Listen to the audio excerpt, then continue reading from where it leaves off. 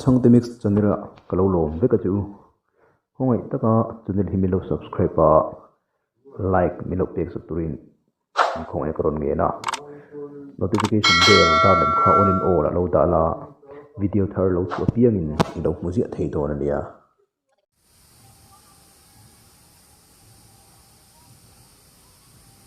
ando pali om panga adarle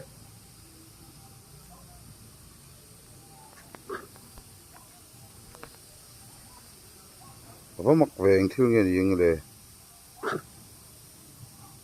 ando diak lungan ando sok le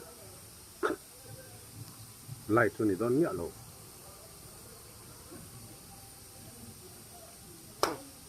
mun kata nom le thap endo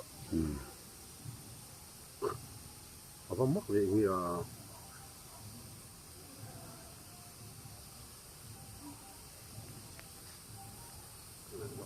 ngai le thật là thành thứ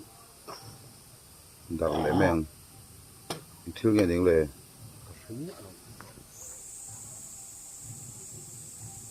rồi bên hôn cái tay sor mình anh đã tết tụt bầu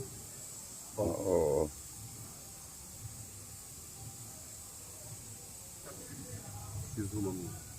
krem ka zoom ole khi te sangin pathum an kalamo he te sangin pathum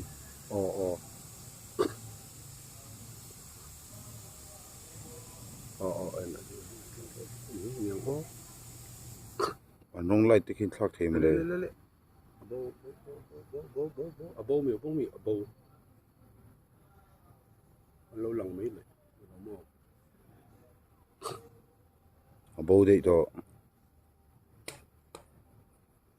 những nhiều khác